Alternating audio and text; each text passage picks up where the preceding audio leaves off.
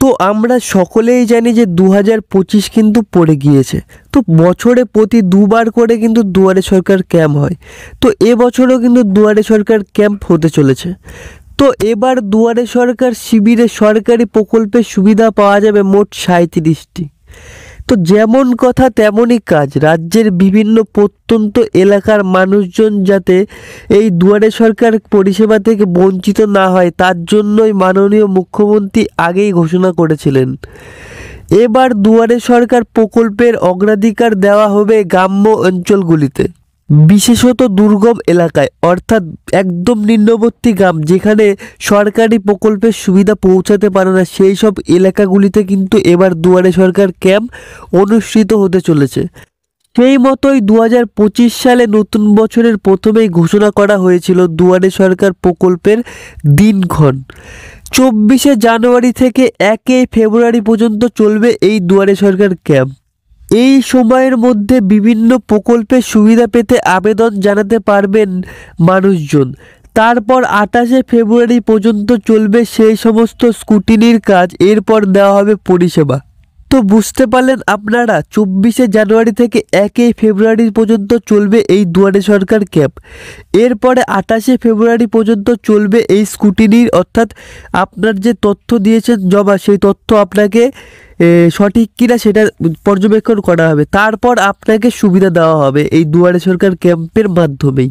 2021 সালে তৃতীয়বারের জন্য রাজ্যে শাসন ক্ষমতায় আসার পরই দুয়ারে সরকার সরকারি প্রকল্পের সুবিধা পৌঁছে দিতে দুয়ারে সরকার কর্মসূচি চালু করার ঘোষণা করেছিলেন মাননীয় মুখ্যমন্ত্রী মমতা বন্দ্যোপাধ্যায়।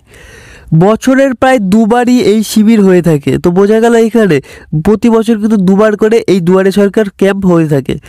সরকারের প্রকল্পগুলির সুবিধা যাতে একেবারে আমজনতার দোরগোড়ায় পৌঁছে যায় তার জন্যই বেশ কয়েকদিন ধরে চলে এই ক্যাম্প। সেখানে জমা পড়া আবেদনপত্রগুলি খতিয়ে দেখে কারা সুবিধার যোগ্য এবং কারা অযোগ্য তা বেছে নেওয়া হয়। এরপর দ্রুত পরিষেবা পৌঁছে যায় সুবিধাভোগীর কাছে। রাজ্যের প্রায় সর্বত্রই বসে দুয়ারে সরকার ক্যাম্প। তবে তারপরেও দেখা গিয়েছে দুর্গম এলাকার মানুষজন এইসব ক্যাম্পে যেতে পারছেন না, ফলে সরকারি সুবিধা থেকে বঞ্চিত থাকছেন তারা। তাই মুখ্যমন্ত্রী এইসব প্রত্যন্ত এলাকায় দুয়ারে সরকারের উপর জোর দিয়েছেন এবার। সেই মতোই 24শে জানুয়ারি থেকে 1 ফেব্রুয়ারি পর্যন্ত মোট 37টি সরকারি প্রকল্পের সুবিধা দিতে চলেছে এই দুয়ারে সরকার শিবির। রবিবার ও অন্যান্য ছুটির দিন বাদে রোজই কিন্তু এই ক্যাম্পে আবেদনপত্র জমা নেওয়া হবে। তারপর 28শে ফেব্রুয়ারি পর্যন্ত সেই সব আবেদনপত্র খুঁটিয়ে দেখা হবে, সেখান থেকে যোগ্য অযোগ্য বিবেচিত করা হবে। তারপর পাবেন আপনারা পরিষেবা। কোনো সংসদপত্র প্রয়োজন হলেও তাও পেয়ে যাবেন এই শিবির থেকেই। তো বোঝা গেল এখানে এবার দুয়ারে সরকার শিবিরে মোট 37টি সুবিধা পেতে চলেছে সাধারণ অর্থাৎ আমজনতারা।